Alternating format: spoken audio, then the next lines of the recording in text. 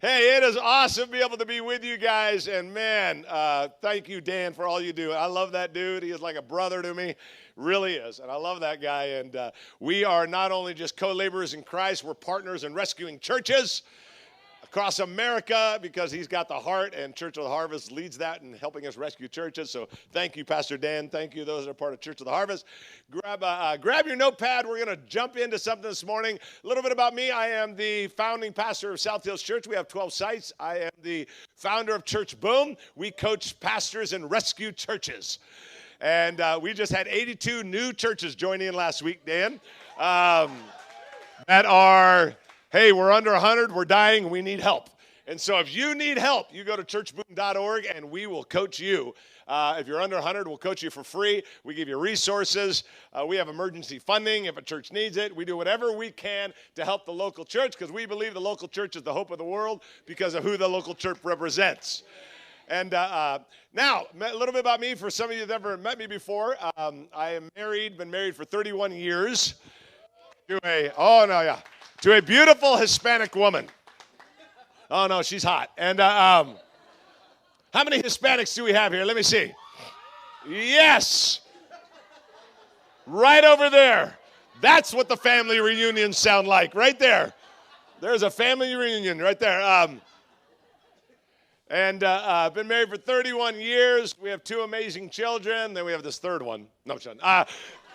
But we have 2 amazing children, and we have 2 grandkids. And, it is literally the best thing on the planet. I was telling Dan, because Grandpa's right around the corner from Mr. Dan, and I was telling Dan, I'm like, hey, buddy, you know, this whole grandpa thing, good parenting is a farce. It's the grandparenting that's great. Oh, I'm telling you, it's the greatest thing on the planet. Grandkids is God's reward to you for not killing your own kid. That's really what it is. It's really God's reward. It is the best thing. How many grandparents do we have here? I was holding my granddaughter quite a while back, and I'm holding her, and my son says to me, Dad, it's like you love her more. I said, no, it's not like I do. I do. I want to be very clear. You had a good run. It's over for you. And all the Nally kids, get ready. It's over for you. It is seriously just awesome to be able to be with you guys and hang out. And so let's jump in. I want to talk to you about the subject of alignment. Say alignment. Okay, this is important. Alignment is so important in the local church. And we're going to talk about that. I wrote a book that I want everybody to grab, especially lead pastors. Grab it for your team. I got like a box and a half here at most. It's called Saving Your Church from Itself. 6 subtle behaviors that tear teams apart. Okay, so we're going to talk a little bit about that today, but how important alignment is. So quite a while back, I hate being late for appointments, and so I am driving. And I'm driving from a hotel to go to this area where it's like this retreat center, and I'm going to speak, and they like rafting and all this stuff or whatever, and it's like a big retreat thing. I'm going to speak for a couple days. My first session is at 7 o'clock, and I hate being late. And so I'm driving down the freeway, and I'm doing a nice Christian 95, and I'm flying down the freeway and, just going for it and just moving along. And then all of a sudden, and I know I'm running late. And by the way, just a little side note, isn't it funny? Because when I'm speeding, I'm wanting to get there on time. How many of you, be honest, have you ever been speeding or went through a yellow, almost red light and quickly said a prayer in your head, oh, Lord, help me? Let's think about that prayer for a moment. Lord, as I break the law, and I'm a part-time criminal, may you bless me, Lord. May your hand be upon me as I run the red light. It's a funny thought. But anyway, I'm doing 95, saying my prayer, and all of a sudden, I look up in the mirror, and there's a red and blue light flashing. And what do? I punch it. No, I just take off. You probably saw it on the news, a helicopter, the helicopter gets past her. Anyway, so I'm flying down the freeway, I get pulled over, and so I pull over, and I'm like, oh, no, now I'm going to be even more late, and I'm going to have to pay for a ticket. This is not good, And so I'm sitting there, and I look over, and I see my Bible sitting there. And I do something that is so manipulative, I can't believe it. I'm just being totally honest. And by the way, don't you love it when a pastor says, can I be honest with you? Because I'm always thinking, what have you been doing up to this point? But anyway, So I look over and I see my Bible, right? I see my Bible, and I put it up, because he's coming up, I put it on my dashboard. Because I'm thinking, what if he's one of us? So, I put a little candle next to it and a cup of tea, because you can't have a devotion without the social media shot. Anybody know what I'm talking about? About to have my devotion. You got a little candle. And why do we do that? I don't know. But anyway, so he comes walking up, and he goes, and window goes down, license and registration, please. And so I hand him my license and registration. The whole time, Pastor Dan, he's talking to me. The whole time, he's like, he's talking to me. He's going like this over to the dashboard. My Bible's right there. And he's kind of shifting his eyes over, and he's looking at my Bible the whole time. And I'm thinking, I got him. We're in, dude. This is it. I'm home free. So he's, I'll be back in a second. He goes back. I look in the mirror like we always do when we get pulled over, and he's writing a ticket. And I'm like, what happened? Didn't he see the gold pages? I mean, come on. And so he comes back up, and, and he's like, here you go, license, blah, blah, blah, and then I sign this, sign that. And he starts to walk away after I got my ticket. I can't believe he gave me one. He starts to walk away, and he leans back in my window, and he goes, oh, by the way, and he points at the Bible. He goes, read Romans 13:1.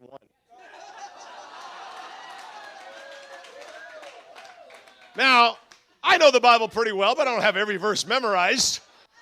He takes off. I open it up. It says, obey the laws of the land. You laugh, I'm out $380. So I finally make it to the place, and I speak. I get there late, and I speak and do whatever. And then the next day I speak in the morning. In the afternoon, they do this river rafting thing. It's like certain men got to go on a really tough river rafting and some not so much, And I thought, I'll go, So I go there and sign up, do whatever. I'm like, I'll go river rafting. So I jump, and the guide said something I'll never forget. This is what the guide says as we're getting ready to river raft. He goes, here's one thing I've learned about river rafting, and I've been a guide for 29 years and blah, blah, blah. He says there's three kind of people on a raft. He said, those that row with you, those that row against you, and those that don't row at all. And I thought, oh my gosh, isn't that just like a church and a leadership? You're here because you're part of some leadership. Something. You're a part of a team. You're lead. A lot of you raised your hand, as Pastor Dan talked about that. You guys are leaders. You're part of a team. And understand something. You as a leader, and you have a team, whether you are the pastor and you got a team, you're the worship director, you got a team, you're the youth pastor, children, whatever, and you got a team, or you're on that team. Understand, everybody is doing one of three things. You either are, and this is the kind of the beginning as we go into the message here, and the teaching, we're rowing with you, everybody's rowing with you, rowing against you, or what? Not rowing at all. And that's the big difference here, rowing. Now, this is really about alignment. What we want to do is, here's the thing. We want to get everybody here, whoever your pastor is, whoever your teams are, whatever all represents, we want everybody rowing in the same direction. What we don't want is people rowing against you or not rowing at all. And so and what does that look like to row against you? See, because sometimes the rowing against you, you never notice it. Sometimes it's the little subtle things that you don't even notice, that little back talk, that little negative, that little toxic conversation that we have that really goes against the rowing of the team. And we've all seen that before. See, here's really what the guy was saying. When everybody's aligned, it's amazing. God himself, in the very first book of the Bible, in the first 11 chapters, God recognizes and acknowledges the power of alignment. God does in Genesis 11. It's the Tower of Babel. The people are building this tower, and God doesn't want them to do it, but they're like, we're going to, they're kind of like building their own ego, and there's a whole story behind it. But they're building this tower. It's called the Tower of Babel, and they're kind of going against God. And they're building this tower, and they're doing all this stuff. And look what it says in Genesis 11. If you're taking notes, write whatever you want to write down. Genesis 11, 5-7. But the Lord came down to look at the city, at the tower the people were building. Look, he said, the people are united. Come on, help me out. The people are what? United. Okay, there it is. Okay, God is recognizing a group of people that are what? United. But are doing the wrong thing. Okay, hold on. They're doing the wrong thing. But still, he pointed out that they're united. Then he says, And they all speak, here we go, the same what? Okay, hold on. Not just English, Spanish, or whatever like we do, but it's a team that is united and that speaks the same language, that has each other's backs, that fight for each other, that want each other to win, that stay focused on the mission, focused on the vision. That's what he's talking about. He's not just talking about language, a dialect. He's saying those that are united and speak the same language. He said the people are united, they speak the same language. Oh, here it comes. After this, even though they're doing wrong, catch that, they're doing wrong. It's evil what they're doing. Nothing they set out to do will be impossible for them. Let's just stop there. Whew. Let that sink in for a minute. God is going, what they're doing is wrong. What they're doing is evil. But because they're united and because they speak the same language, nothing will be impossible for them. Why is that? Because alignment and unity is a universal fact. It doesn't matter if it's for good or for evil. Doesn't matter. See, here, this is God recognizing the power of alignment. When everybody's going in the same direction, when everybody's fighting for the same thing, that's the power of alignment. And that's God recognizing it. If you're united, help me out, and you speak the same, come on, language, nothing will be impossible, whether it's good or whether it is bad. It doesn't matter. God says it doesn't matter. Whatever you do. And here's the thing. So as leaders, when we are aligned, when we are as volunteers and leaders and staff and lead pastors, when we're aligned, when we're speaking the same language, when we are truly united, there is enormous power that comes with that. There's a clear vision. There's a clear mission. We got each other's backs. And like God said, it don't matter if it's evil or if it's good. If you're united and speak the same language, nothing will be impossible for you. Let's start doing that. We're going to jump into it. God recognizes the power of alignment. Why is alignment so powerful? Let's put it on the screen. Here's number one. Alignment forces out personal agenda.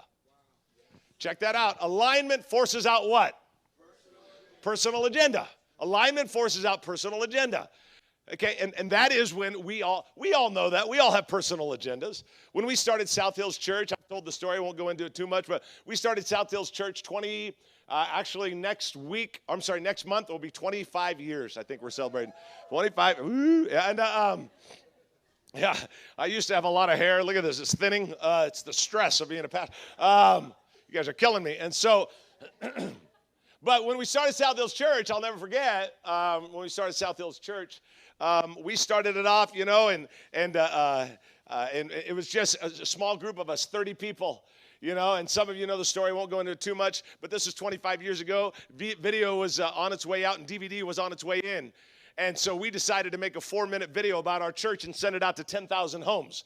That's how we started our church. We made a video, an actual physical video. Some of you young people are, what's a video? It's right up there with a payphone and a pager. You don't know any of that stuff. You also don't know good music. All right. Anyway, back to reality. Okay, here we go. So we make this video. We make a 4-minute video. Do you know how hard it is to make a 4-minute video about a church that doesn't exist? You got people on there going, it's changed my life. I'm like, you liar, we haven't had a service yet. And so we make this 4-minute video about our church, and we send it out. We send it to the mail house. They label it and do all that, and then they send it out to 10,000 homes. The label machine got stuck at the week before we opened up. They were arriving on Monday. Our church was opening up March 29th, 1998. And so we were on a Monday, getting ready to open up on a Sunday, and the videos go out. But the label machine got stuck at the place, and instead of 10,000 videos going to 10,000 homes, 7,000 videos went to the same house. That's how we started South Hills Church. It was a nightmare. The lady called me up. I'll never forget. She was so mad. You'd think the post office would be like, no, maybe there's a problem. Nope. They just deliver 7,000 videos on pallets. And she calls me up, and she was cussing me out. The lady got 7,000 videos. They're like 4 or 5 syllable customers. I was writing them down. I'm like, that's a good one. I've never heard that before. It was a nightmare. But we got it. Here's the worst part. She didn't even show up, Pastor Dan. Like, hey, lady, I spent a ton of money on you. You can show up one time to church. But, man, when God, in those first few years, we were so radically aligned, that it forced out personal agenda. Some of them would come in and say, why aren't we more verse by verse? Why aren't we more outreach oriented? Why don't we do worship longer? We should have a men's this and a women's that, and all the different things that people want and desire or whatever. And we're able to just say, look, our vision isn't for sale. This is who we are. And it forces out personal agenda. That's why alignment is so powerful. That's why God said in Genesis 11, boy, if they could speak the same language and be united, there's literally nothing they can't do. It is an absolute incredible. Alignment forces out personal agenda. Help me out now. Alignment, number 2, creates a badly needed, everybody in the house, you've seen people walk before, I'm over here. Alignment creates a badly what? Needed? Dividing line. Okay, here's what that is. Now watch this. Here's the dividing line. It sounds bad. It sounds negative. But it's not. Because here's what you're saying at Church X, whatever your church name is. You're like, this is who we are. This is who we're not. This is what we do. This is what we don't do. In those early days, people would be like, well, this is 25 years ago. This is not last year. 25 years ago, people were like, we need to have a choir. I'm like, no, we're not having a choir. Hey, you want a choir? Go down the street. I had one person in one of like a membership kind of ownership class. They raised their hand. Why don't you wear a robe when you speak? You see people wear robes. I'm like, I do wear robes.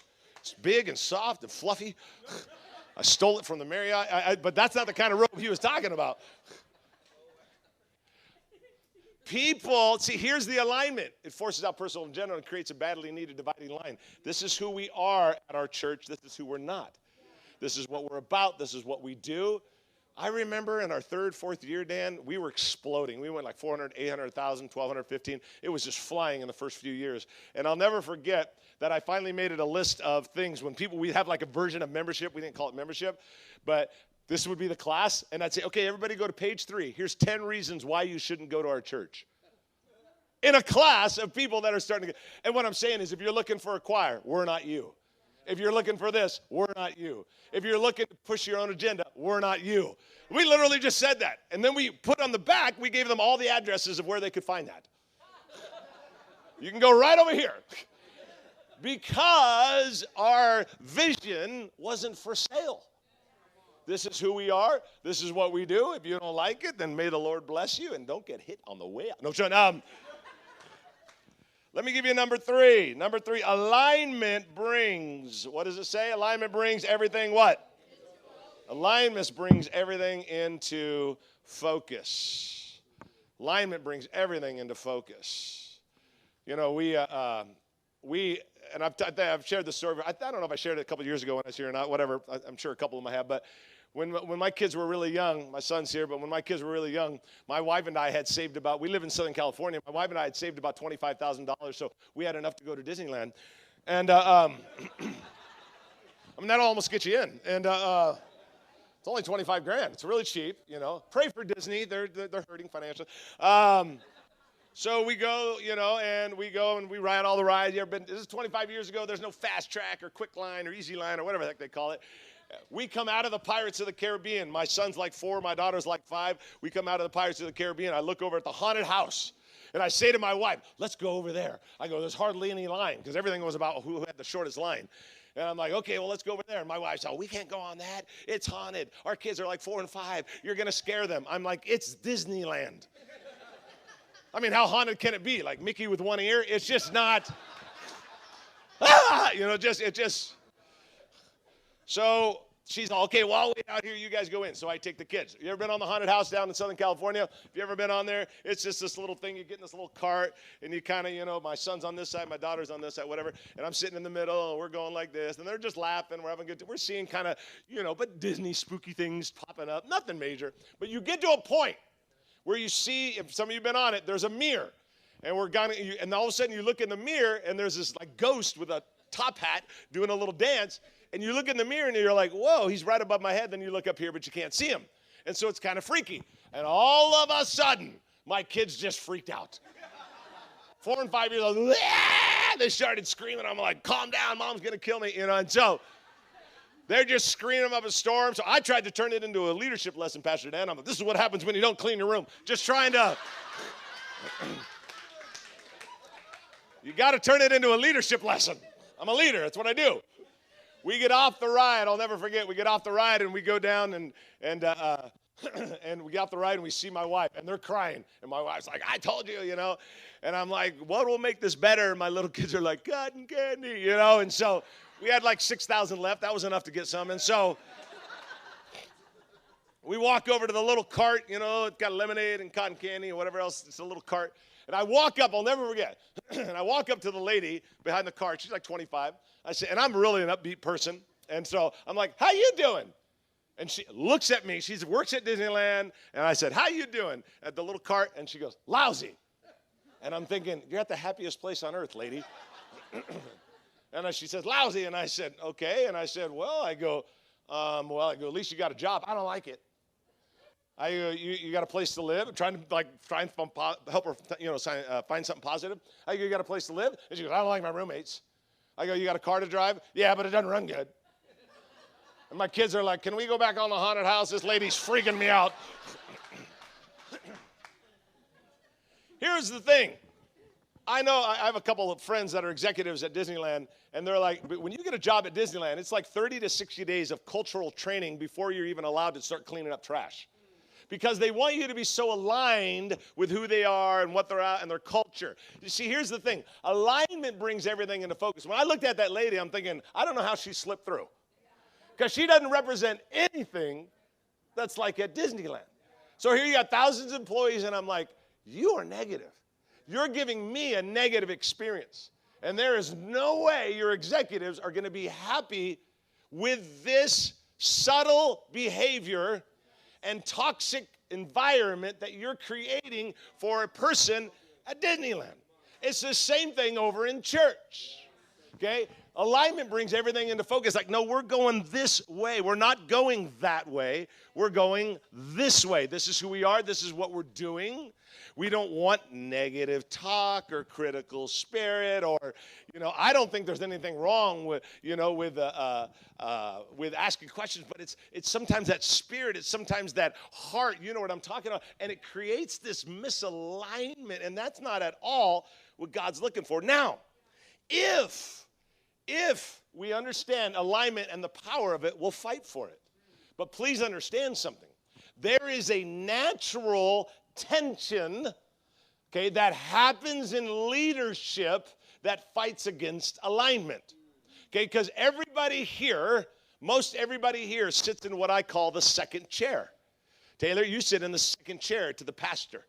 You're not the first in charge, you're the second in charge. Okay? How many are lead pastors? Raise your hand if you're a lead pastor in the house, okay? You sit in the first chair of the church. Everybody else raise your hand. Every other human being in this place. You're all sitting in the second chair.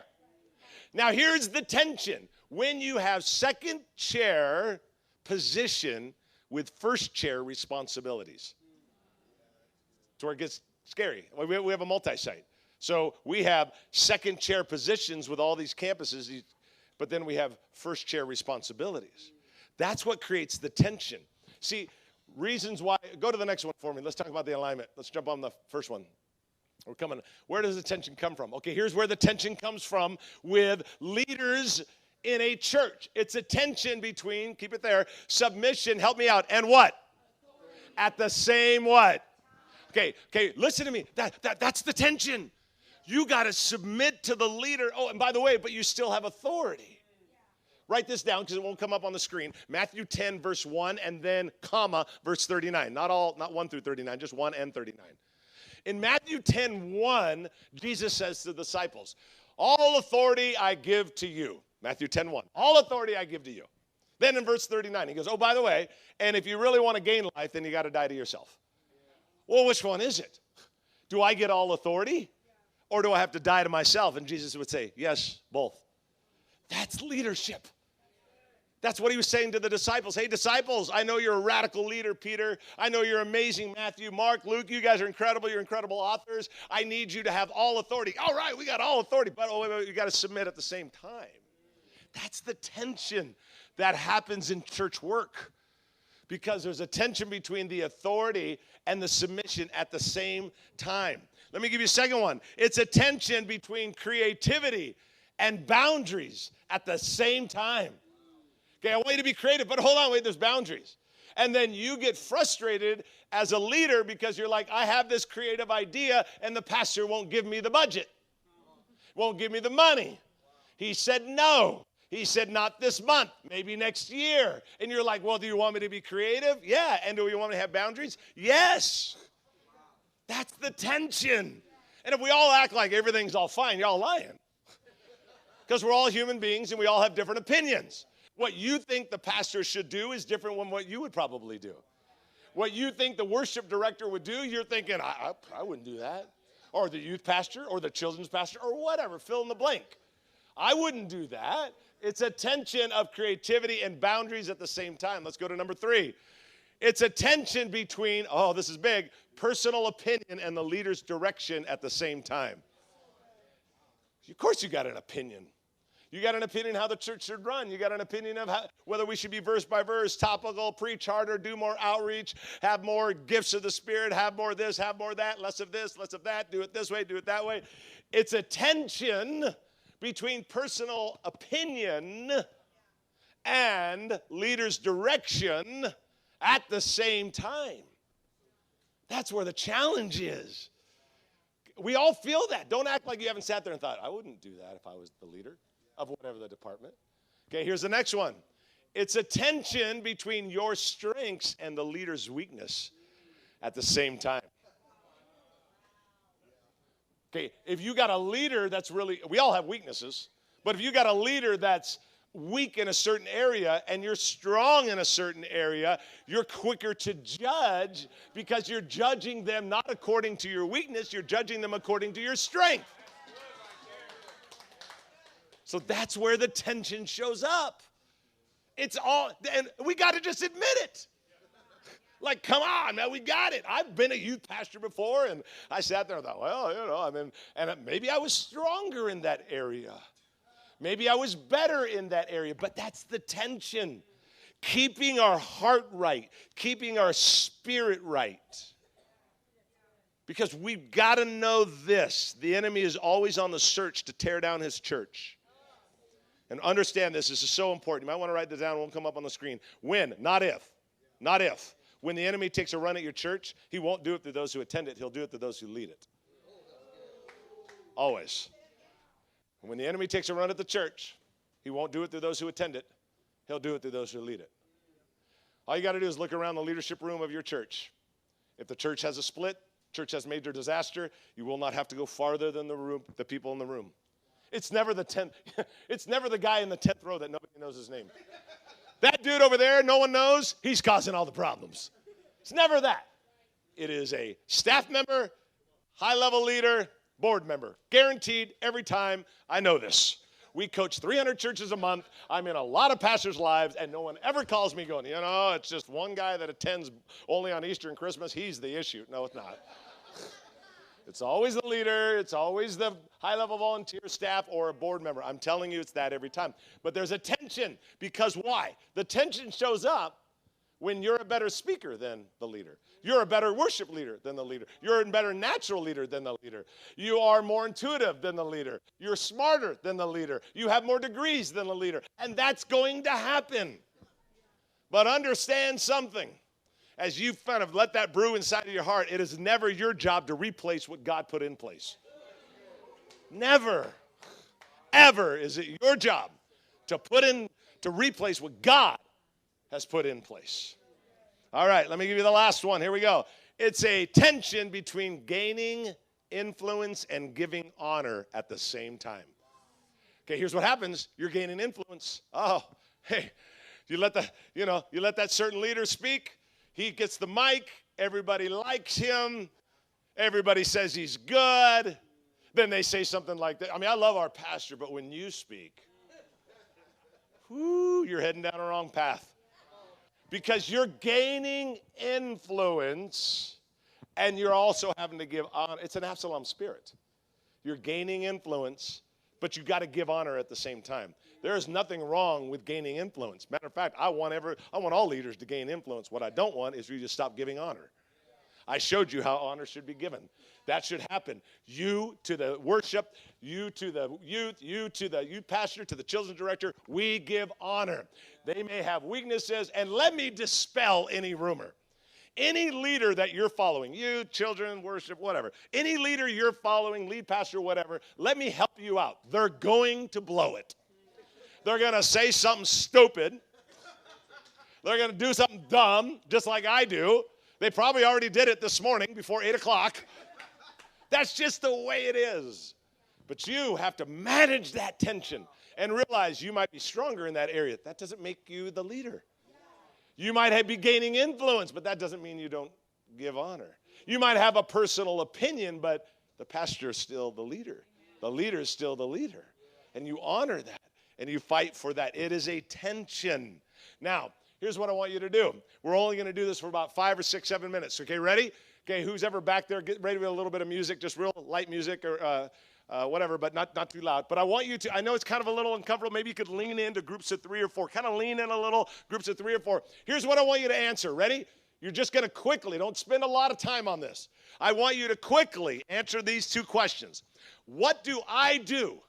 Okay, you're answering this question. On this team, I'm Dan Nally, I'm part of his team. What do I do that makes this team better? What do I do that helps this team better? Let's say it that way. What do I do that helps this team?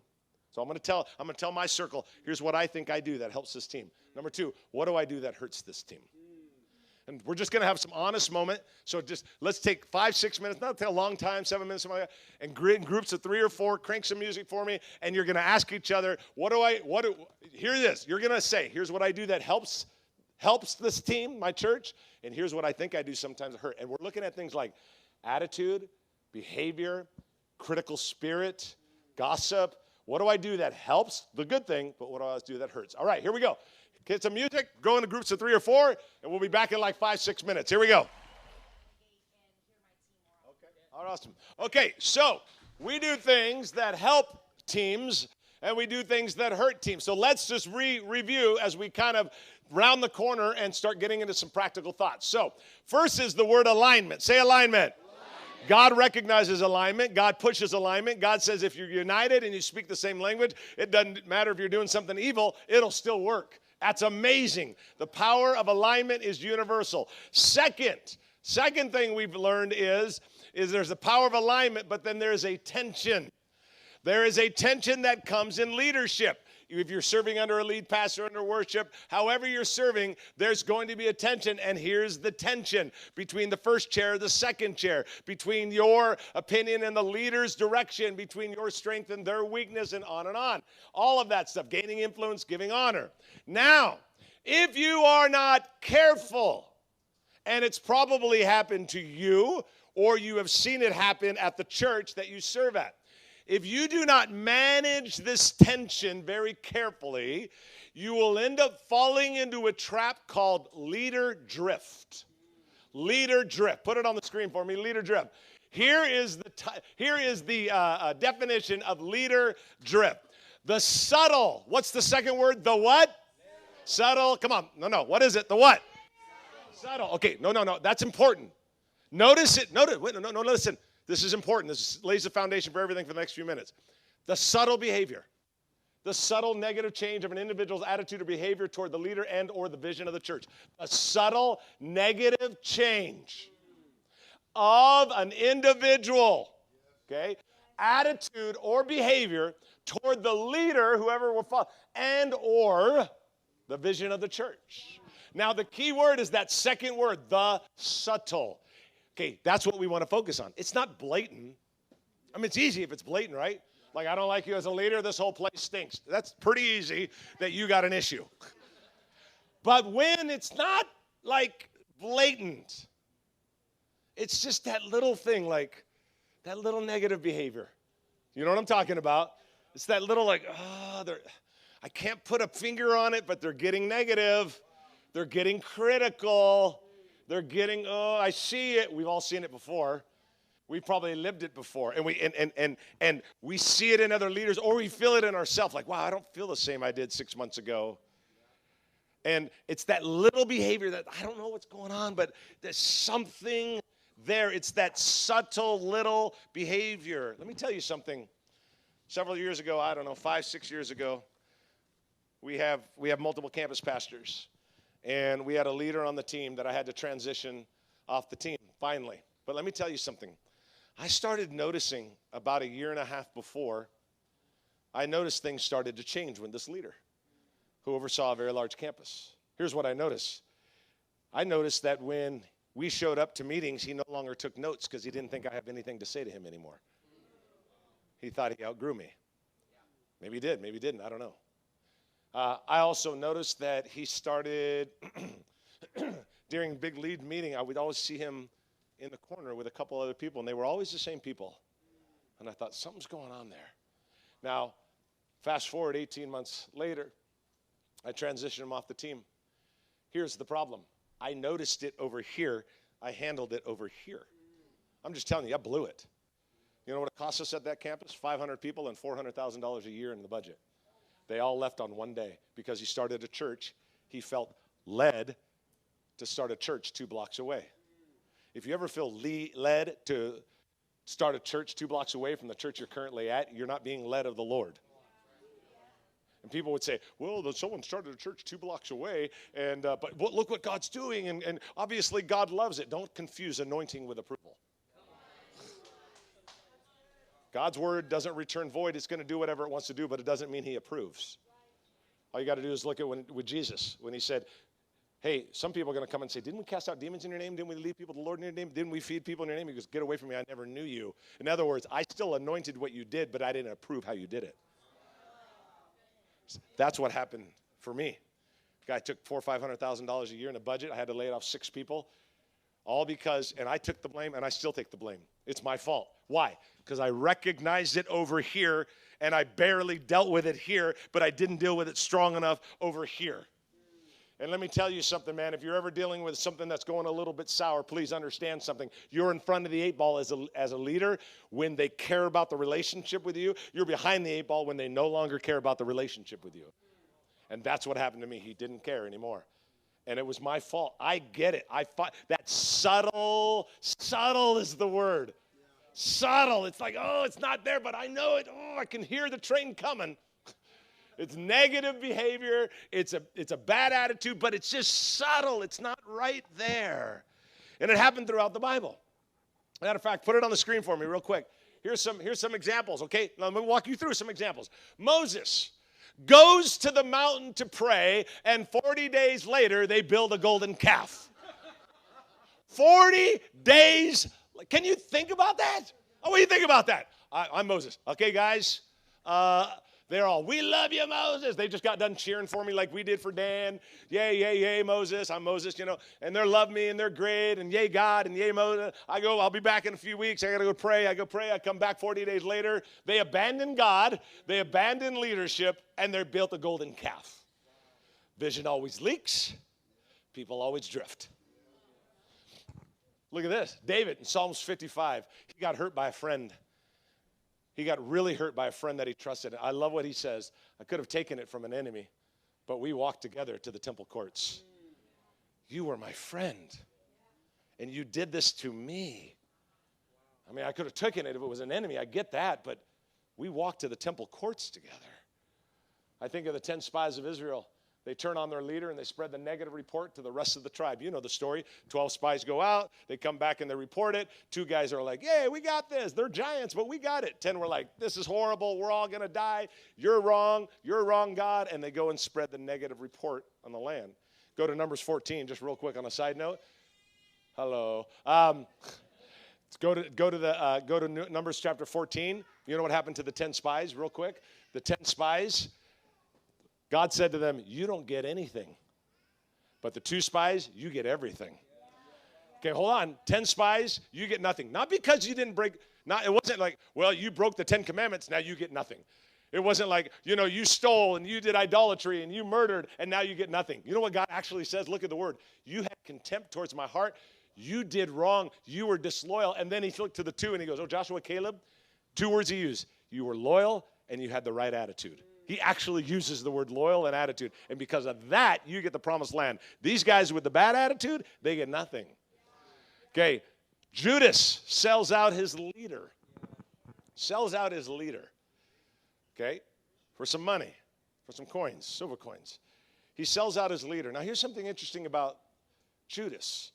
Did the betrayal happen on that day? Or was it happening for weeks and months before? Look throughout Matthew, Mark, Luke, and John. You're going to love this. Matthew, Mark, Luke, and John. Every disciple calls Jesus Master or Lord, but Judas calls him Rabbi or teacher. He never calls him Master or Lord. Why? Because he never gave to that point in the heart. Now, here's what I'm saying. Moses, okay, we built a golden calf. I don't think it happened during those 40 days.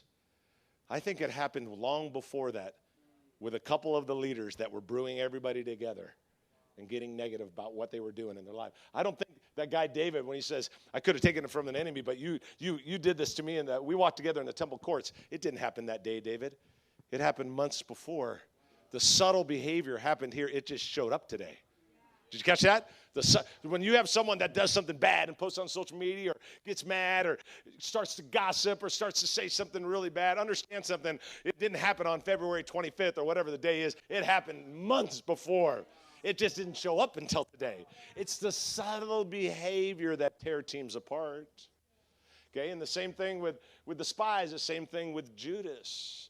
Okay, it happened over here and then it showed up here. It's not on the outline, but I love history. Julius Caesar was killed by his Senate, by congressmen. There were 62 of them to be exact. Now watch this. 62 people conspired to kill him. They went after him and started doing all this stuff. It's believed in history that his final words was et tu, Brute, which means you too, Brutus. It was his best friend that was killing him as well. Now, I want you to think about it for a moment. How long does it take to get 62 people to agree on murder? Right?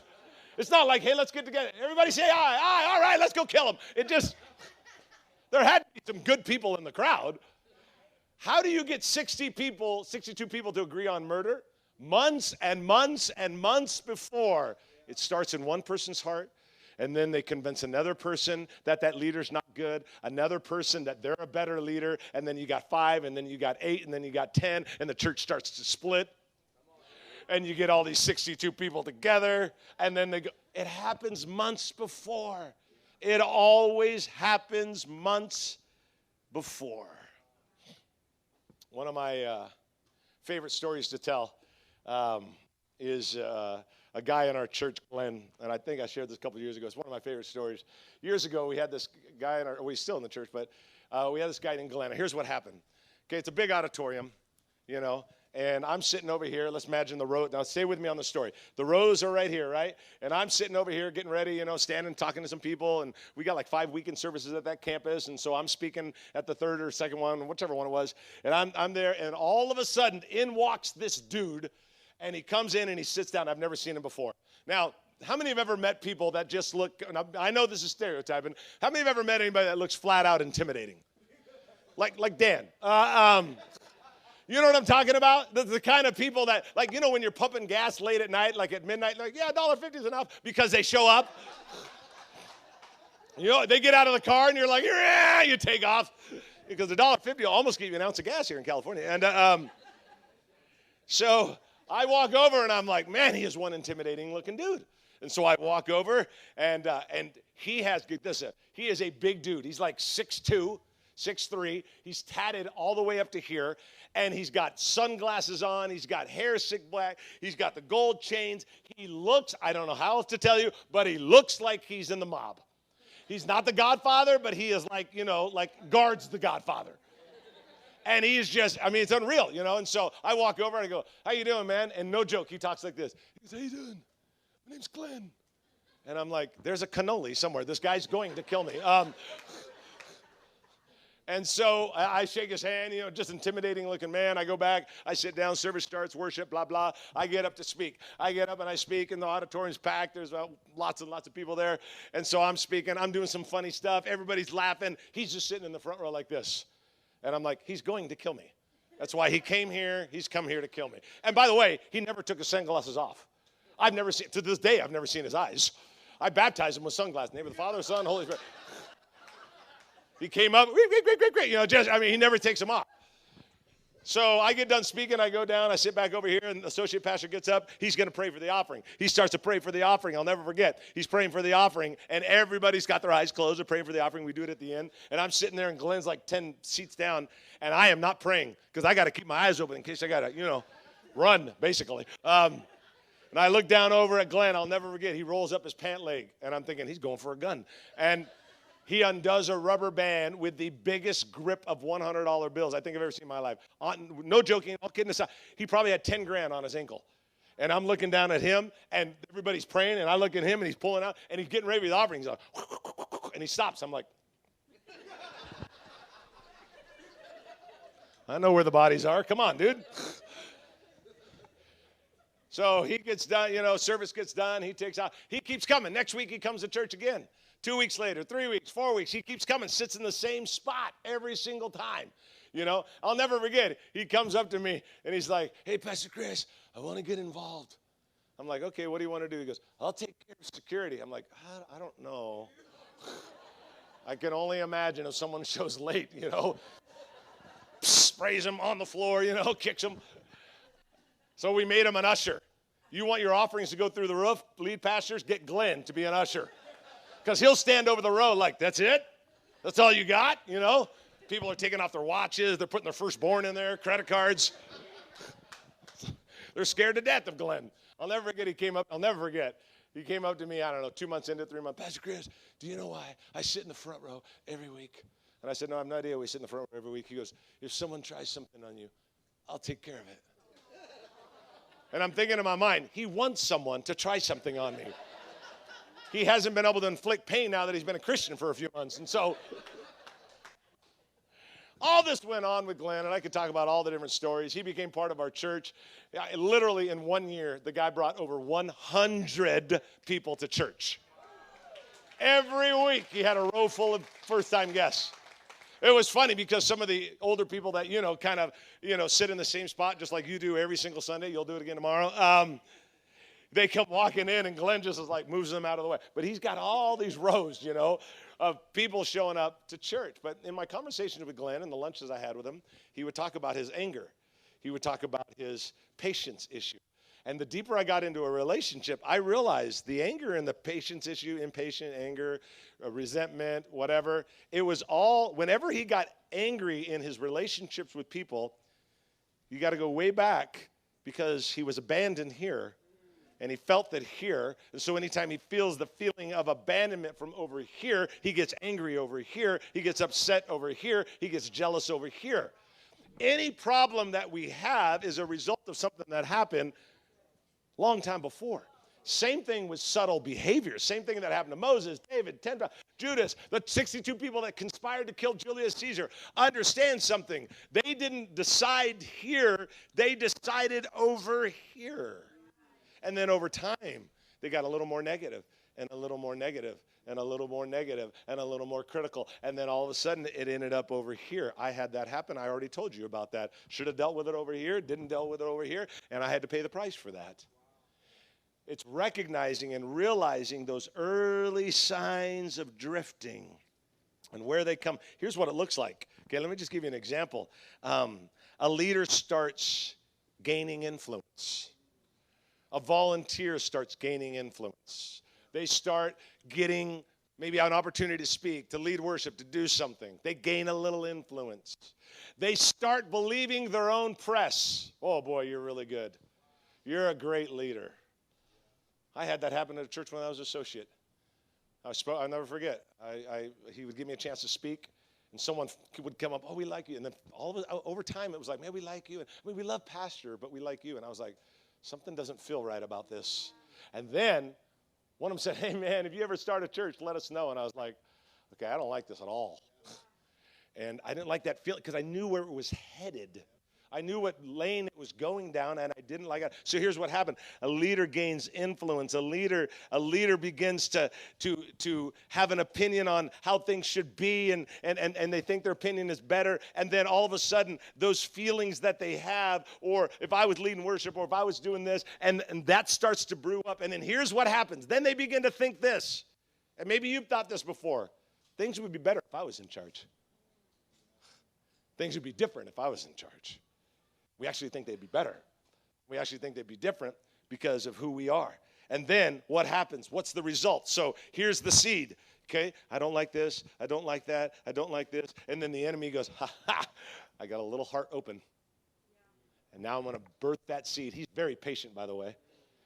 He births that seed. He births that seed. It gets bigger. It gets bigger. It gets bigger. People feed it, whatever. We start getting a little critical. We start getting negative. And then all of a sudden, it doesn't get taken care of by the leader. We don't address the situation. We don't handle the situation. And then we wake up one day and we have a church split, or someone bashing us on social media, or someone taking 8 families with them and they leave the church because of whatever. Because understand, people do not leave one by one. They leave in tribes. And they leave in tribes because they've been talking to other people for months.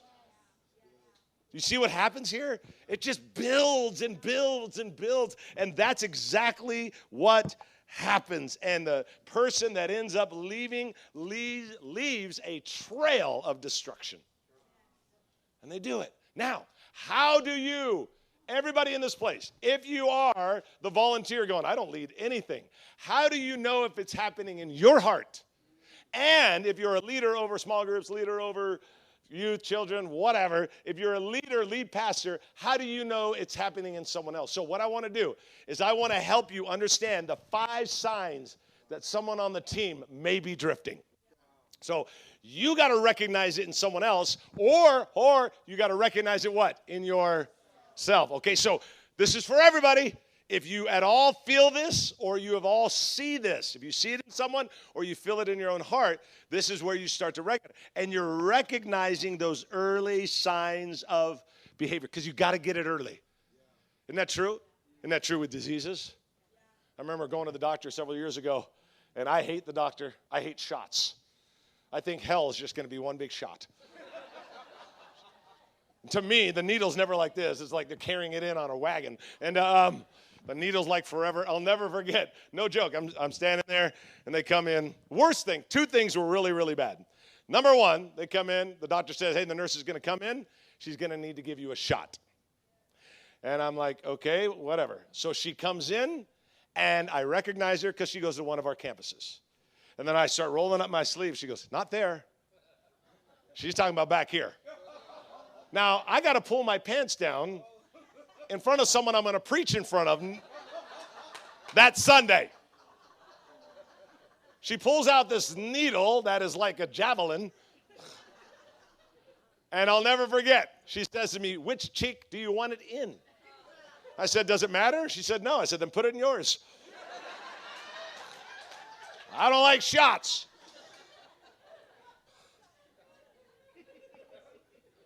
The doctors did a bunch of x-rays on some other stuff, and they found a cyst. And it was growing on my bone, my backbone. And they're like, man, we caught it early. We're going to get you in surgery in a couple of weeks. Shouldn't be a problem. And it wasn't a problem. But they caught it early. My mom died of cancer. They caught it 60 days before she passed away. It's catching it early. It's catching it early.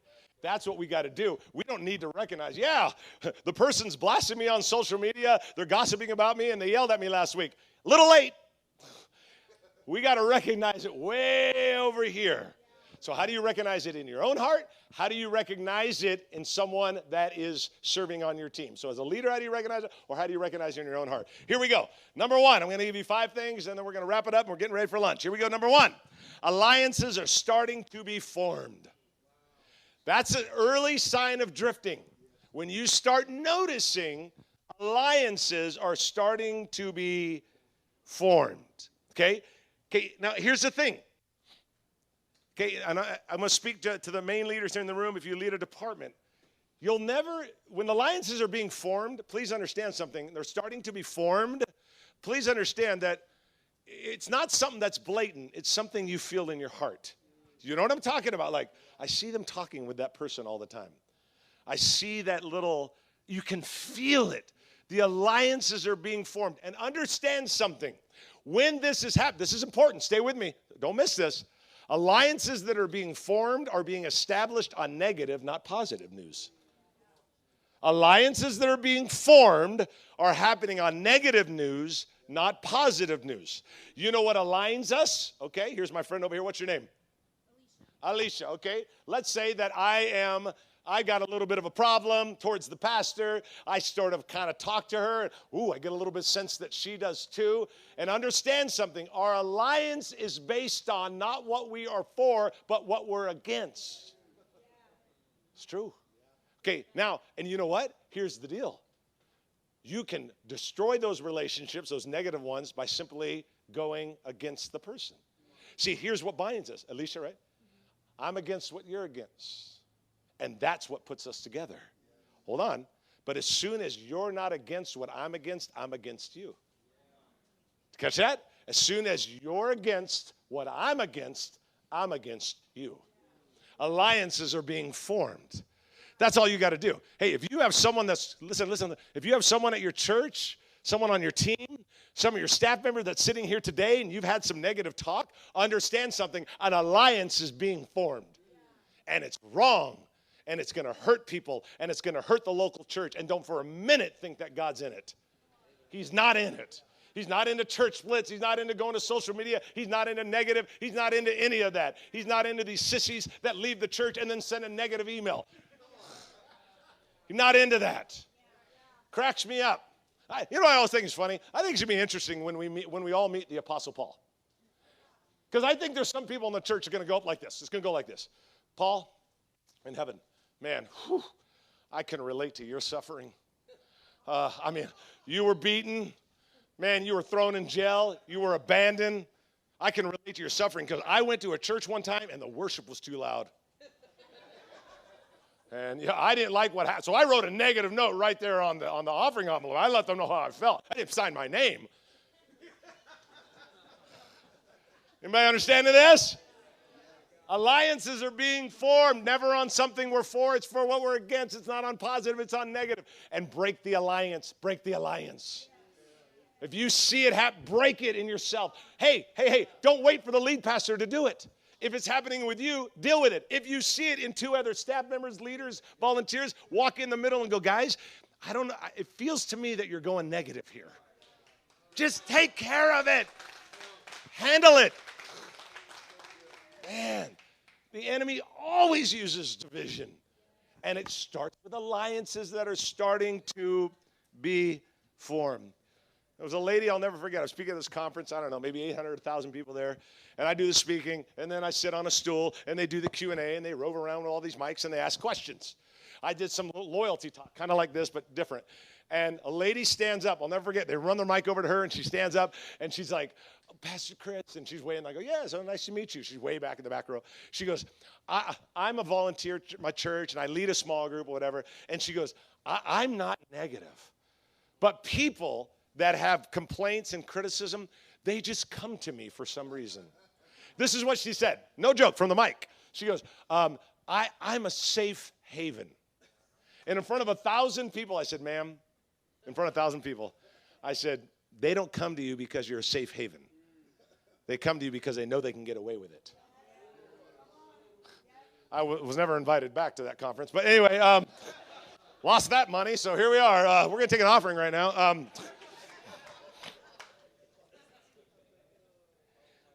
How do we know that something's going on in our heart? How do we know what's going on in one of our leaders' heart? Help me out. Alliances are starting to be what? Okay, let's go to the second one. Put it on the screen for me. Little by little, they begin to disengage. We notice it.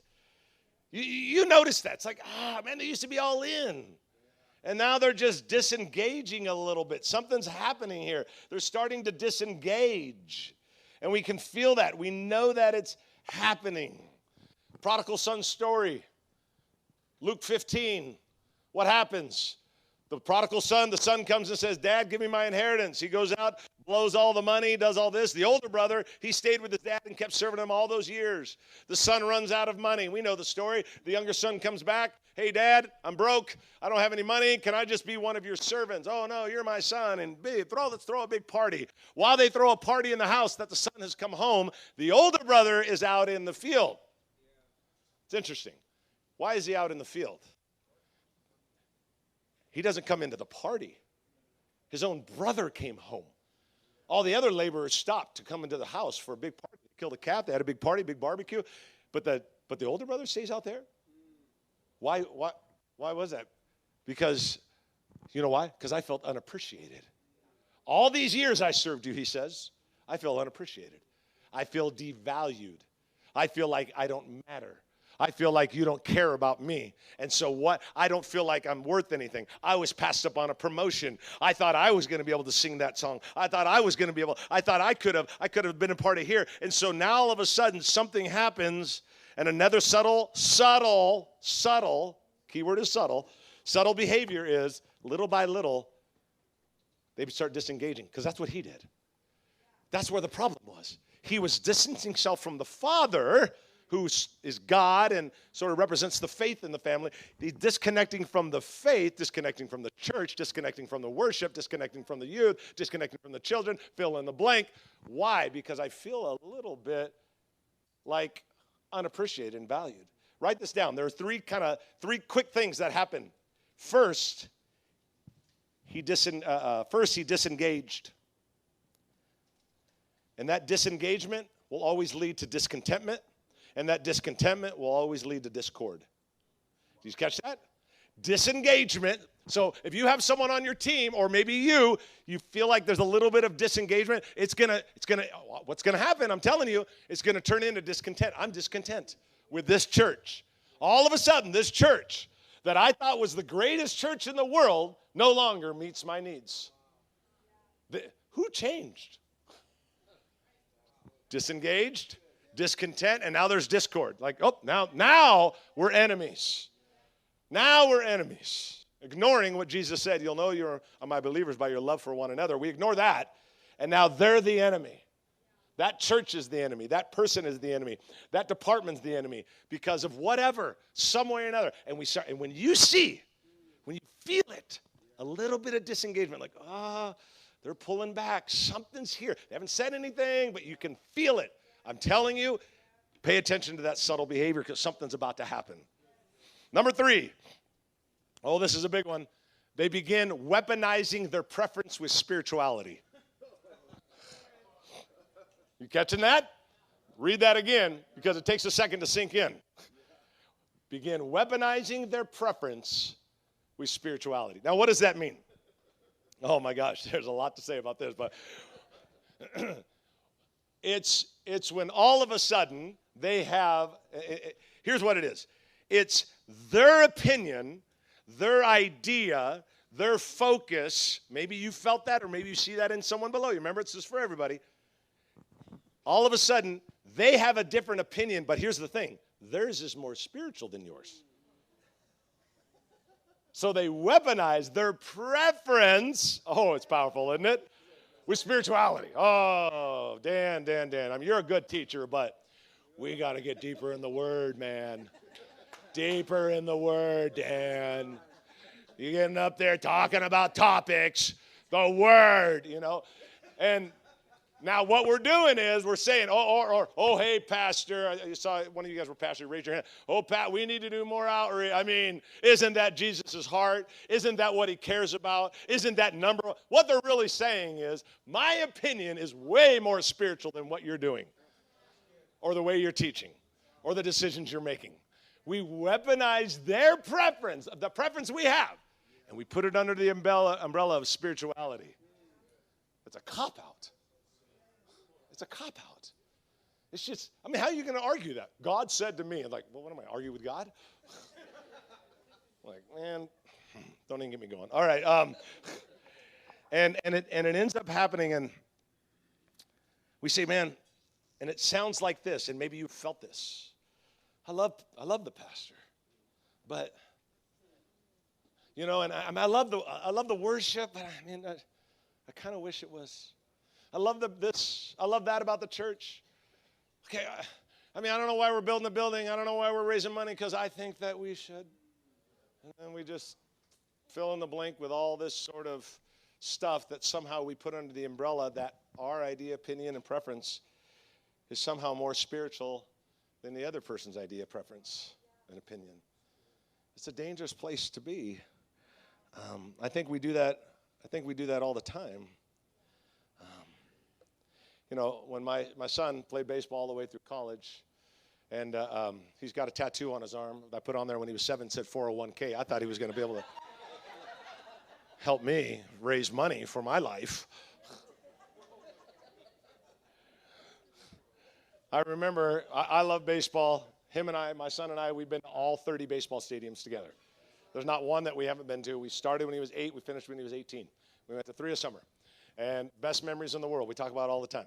So he played baseball through college. He's a left-handed pitcher, and he's my, a lefty is a great thing, right? If you're at all a baseball person, a lefty. I remember the first time we were playing catch. He doesn't remember. He's only like 4 years old, 3 years old. We're in the front yard, and I'm throwing this plastic ball to him. And the first time he threw it with his right arm, I tried to show him how to do it. I took his, I said, pull it like this, and he went like this. And I'm like, oh, he's a sissy. This is not going to be good. I need a boy that plays sports. So I kept doing it, and he kept going like this, and I'm like, he can't play sports, God. Come on. Now, I know baseball, you want to be a lefty. So I throw the ball accidentally overhead. He runs and gets it. He picks it up with his left hand, and I said, no, son, no, because I thought he was right-handed at this point. He fired it with his left hand, and I thought, hallelujah, he's a lefty. The heavens opened up. Good and faithful son. I mean, the whole thing was happening. I'll never forget when he wanted to, he comes up to me one time, he's like 6, 7 years old. He's playing baseball. We play baseball, winter, summer, spring, fall, the whole thing. He comes up, Dad, he comes home with a flyer. I want to play soccer. And I'm like, we don't do that at this house. We play baseball at this house. And he said, but I want to play. My friends are going to play, blah, blah, blah. I'm like, okay, whatever. So we go out there. We sign them up. We do this thing, Everybody does their team, and they're all like 6, 7, 8-year-olds, whatever. And they're all in their little teams. And all the teams had really great names. Like this team was the Tigers, the Panthers, the Cougars. I don't know what got into the coach's head, but he named the team that I was on, that my son was on, the Bumblebees. How do you have confidence being called the Bumblebees when you're playing against the Lions? And they had yellow outfits and wings. It was horrible. I'll never forget, they were the worst team on the planet. And they went like 0-20, and they were horrible. And it was our last game. It was so funny because they would come in from halftime, losing like 29-0 in their halftime or whatever. And the coach is like, we're doing good, kids. I'm like, what? Are you watching the same game? These kids are horrible. And so we played the last game is against this championship team. They're like 20-0, and we're like 0-20. It's our last game of the season or something like that. They're amazing. And they got this little Hispanic kid on the team. My wife's Mexican, but I don't speak Spanish at all. All I know is they had this Mexican kid on the other team, and the dad would yell out on the other side some words in Spanish, and every time he yelled them in Spanish, the kid would score. Boom, score. Boom, score. And I'm like, what the heck? And it's like 10-0, 20-0. We go to halftime, all the kids come in. You got to have orange slices because, can't go 5 minutes without something to drink these days. When I was in baseball, it was just like, get out there and do it. It's 150, coach. Doesn't matter. I'm sweating. So they come in for their orange slices and Capri Suns. And then they go back out. Now we're down like 20-0, whatever. So the half goes on. And every time the ball comes to this little Hispanic kid, little Mexican kid, the dad yells out, and he scores every time. I'm like, every goal was this kid. And we're down like 38-0, and they do the little 2-minute warning, right? And the ball's going around doing all of a sudden the ball comes right here. I'll never forget. It's right on the goal line. Didn't go out, but it was right here, and I'm standing right here. And the little Mexican boy comes over, and he gets it and does his little trick, and he starts going the wrong way. He's going towards to score for us. And I'm thinking in my mind, this is the only chance we have to get on the scoreboard. It's him or nothing in this kid, And he grits the ball and starts going, and the dad is yelling on the other side, and I don't know, again, I don't know Spanish, but I know what he's yelling. You're going the wrong way. So I'm thinking, I don't want him to hear his dad. So I ran with the kid down the goal, down the thing. I'm all, aquí, and I tried to, move him along. I know a few words. We scored. It was so funny. All the other kids on our team picked him up on their shoulder. Yeah, you're number one. The kids all, what's going on around here? It's funny. Always in sports. I love sports, but you're always upping the other person. You're always being better than the other person. You always want to win. You always want to achieve. You always want to go for the gold. And I'm not saying there's anything wrong with that. But when you move a spirit and throw that into toxicity, here's what we do is we begin to say, I'm going to up one from you by making what I think and feel spiritual. And we weaponize our preference, opinions, and thoughts and ideas with spirituality. Let me give you number 4. Number four, subtle behavior. Start casting a vision different than the vision of the leader. They do it. No, they don't do it on stage, but we do it. We start casting a vision different than the leader that we serve. We do it all the time. And we end up casting a little bit of a vision. And it looks like this. Hey, man, I know that we're doing this at the church, or I know that it's like this, or I know that the youth pastor this, or whatever. But, I mean, my opinion is I think it would be more better. I think it would be stronger. I think I think it's a little bit more in God's heart to do this. And what we're doing is we are intentionally or unintentionally, we are casting a vision different than the vision of the leader that we serve.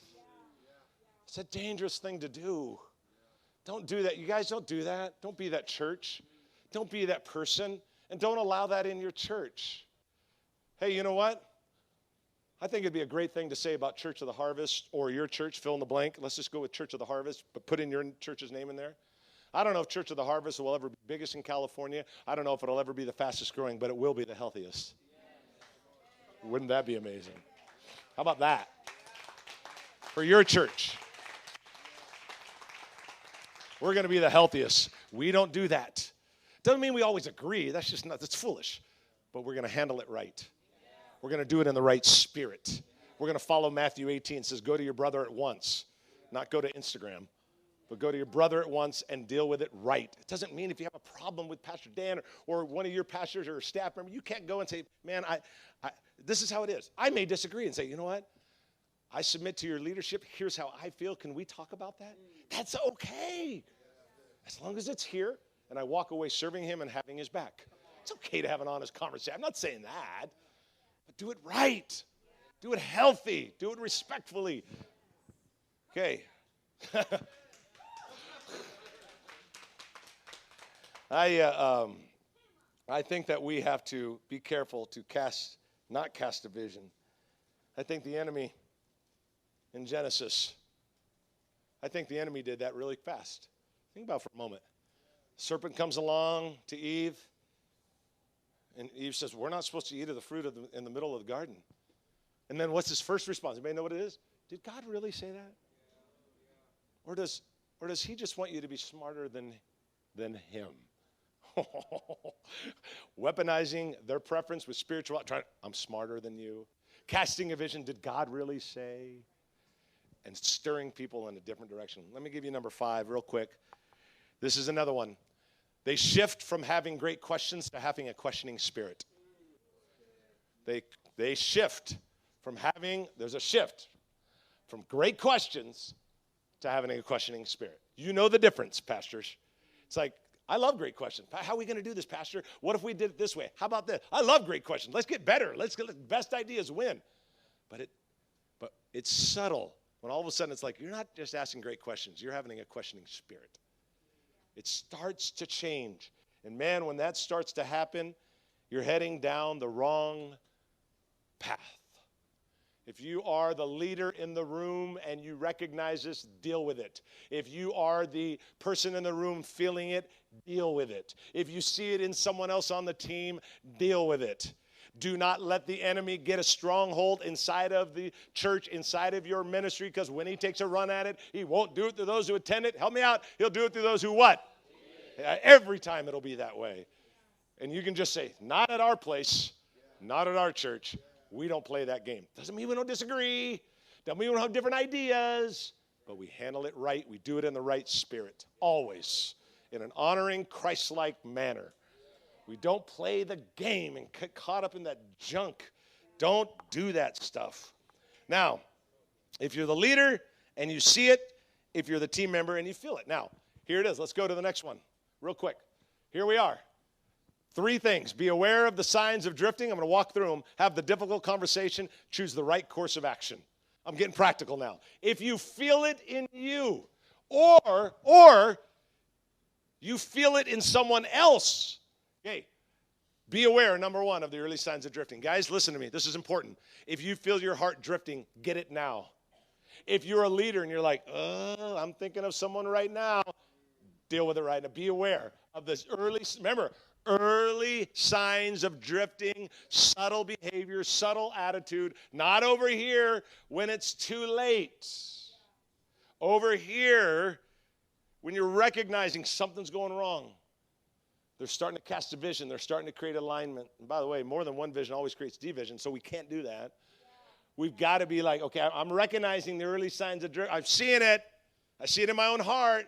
As a pastor, as a leader, as the leader of whatever department, I see it in someone else. Okay, you recognize it. You see it. You know it's there. Second thing, have the difficult conversation. My gosh, it's hard to have the conversation, you guys. I know that. It's not easy confronting people. Not easy saying, hey, man, I've noticed something. But let me give you I'm going to get insanely practical because I've taught on how to handle conflict. So I'm just going to give you 90 seconds on it. If I have a conflict, what's your name, bro? Wallace. Okay, so Wallace, maybe he's on my staff. Maybe he's a key leader. And I'm like, man, I'm recognizing some early signs. Maybe he's getting a little negative in the staff and he's disengaging. This is how you do it. Wallace, I've been noticing that you're showing up a little late to staff. You're not as engaged. I mean, I remember a year ago you were like this, and like literally in less than 60 seconds. And then I'll just kind of show a little bit for about 60 seconds. Then I always do this. Wallace, can you speak into that for me? And then I shut my mouth. Because normally they'll spill out. Now watch this, because I had to do this just 2 months ago with a staff member. Okay, and then that person responds for about 10 minutes. In the middle of the response, they're going on, and blah, blah, blah, and then pressure at home, and blah, blah, blah. And then somewhere in the middle of it, he says, and I guess sometimes I have a bad attitude, and then he keeps going. At the end of the 10 minutes, I said, well, it's about 5 minutes ago, you said the phrase bad attitude. Can you speak into that for me? Do you see what I'm doing? I'm now solving the problem that he brought up. That's how you do it. You see how that's different? Way different outcome when you're solving the problem. I didn't bring it up. He brought it up. Now let's solve that together. Have the difficult conversation. I notice it. So you recognize the early signs. Not when it's too late. Not when the cancer's already spread. Way over here. Have the difficult conversation. I know difficult conversations are tough. You know why they're tough? Because we're afraid we'll lose people. Because we have fear of conflict. Because if we tick them off, maybe they'll take them and their 29 family members, and then our church will be in half. I get that. I understand that. But understand something about the difficult conversation. It's tough. You got to pay the price. It's tough to sit down and have that. It's hard. But understand something. Pay now or pay later. But if you pay later, you'll always pay more. Okay? Deal with it now. Pay now. Or pay later. But if you choose to pay later, you'll always pay more. That is a truth in conflict. That is truth in almost anything in life. Pay later, you're going to pay more. Understand it. Didn't I tell you I did that? For 18 months, I recognized the sign. I barely dealt with it. Then I finally dealt with it. And I had to pay a lot more than I would have had to pay over here. Have the difficult conversation. Choose the right course of action. I don't know what that'd be. If you are the person filling it, have the honest conversation. That's your right course of action. Be respectful. Apologize. Say you're sorry. Say, you know what? In the last few months, leader, co-laborer in Christ, pastor, whoever, I've been feeling this, and I've been wrong, and I'm sorry. Forgive me. Gosh, it will go a long way if you just do that. If you're feeling that in yourself, deal with it. If you're feeling it from someone else, deal with it. Have it. Choose the right course of action. Have the honest conversation. And sometimes if that attitude's picking up and you got to remove them from ministry for a season, you do that. But deal with it over here, not over here, because over here it won't cost as much. Over here it will cost a lot more. Guys, let me just, as we wrap this up, I'm turning it back over to Pastor Dan, and we're going to all have steak, lobster, and shrimp. It's just going to be an amazing time together. I'm just joking. We're probably having Christian chicken. I have no idea, actually. But let me wrap it up with this in the last few minutes. Well, first of all, I brought 50 books or something, and they're out there. It's called Saving Your Church from Itself, 6 Subtle Behaviors That Tear Teams Apart and How to Stop Them. This is not a solo book. This is a team book. You buy it for you and your top 4, 5, 8, 12 staff members, whatever you have, and you go through a couple chapters together, and I promise you, because we are getting tons of reports. It just came out in August. It's my 6th book. It came out in August of last year, and we are getting tons of reports of people going, it has been the healthiest book we've ever read. It's created healthy conversations in our team. Get this and go through it. It's right out there. I'll be here for about the lunch hour, and then I got to take off to go get on a flight. So if you want it, get it in lunch, because otherwise I'm taking off. But I encourage you, buy a few for your team, and man, you'll just, I know it will help you. But let me wrap it up with this. I want to encourage you that I believe that we need to be the team that fights for each other, loves each other, is willing to have the honest conversation and doesn't pull it off. There's nothing wrong with a different opinion. It's how you handle it. We're not going to accept, someone talking, someone gossiping, someone spreading. We're just going to deal with it in our own heart and in the people we need to. Do not let that happen. A kingdom divided against itself doesn't stand. God said in Genesis 11, if you have unity and speak the same language, even if it's evil, you'll still win. Wow, God had a lot to say about alignment, even when it's evil. Get aligned. Doesn't mean you're not going to disagree. Just get aligned. Don't tolerate it in yourself. You cannot change what you choose to tolerate. Cannot change what you choose to tolerate. Don't tolerate it in yourself. Don't tolerate it in others. Don't tolerate it as a leader. Deal with it. Deal with it in love. Deal with it in the right spirit. Deal with it in kindness, but deal with it. Have the difficult conversation. Choose the right action. Recognize those early signs. And let's say that, man, I don't know if we'll ever be the biggest or fastest growing, but we will be the healthiest. And let us be that kind of team that locks together, loves each other in that way, cares about each other in that way. Don't do anything but that. Fight for health. Fight for health. Paul said, fight the good fight. Fight for health. That's a good fight. And make sure that we stay united like that. I'll wrap it up with this, and then I'm going to turn it over to Pastor Dan. Psalms 23 is my favorite chapter in the Bible. There's very little about Psalms 23 that I haven't heard someone say something cool about, and I'm like, well, I know that. I know everything about it. It's the relationship between the shepherd, God, and the sheep, you and I. That's the whole point. The Lord is my shepherd. I shall not want. He make me lie down and green. The whole thing is about how shepherds and sheep relate to each other in the real world and how our relationship with Jesus is very similar. There's so many things that are similar. I have a friend of mine that was writing some theological paper, and he was out in New Zealand a few years back. He's out in New Zealand, and he is writing a paper. He's on vacation with his wife, and he worked it out that he drove like a long way, and he went to an actual ranch with an actual shepherd that owned 3,000 sheep. I mean, it's an actual place. And they send them out, just like in the Bible days. They send out 300, 400 with the shepherd and a couple dogs that run around, whatever they do. And they roam around for like a month. They literally graze for a month and then come back. And then the next group grazes for a month and then comes back. And he learned all this stuff. The cool thing was that the actual shepherd wasn't a Christian. So all the stuff he was saying, my friend is like, oh, you have no idea that's gold, Like, oh, wow. It was pretty cool because my friend noticed in the barn or whatever, he noticed they were shaving the wool off of the sheep. And he says, oh, man, he goes, why do you shave the wool? Is it for money? And the shepherd, again, not a Christian, but my friend is, but the shepherd's like, no, well, it is for money, yes, but it's also for safety.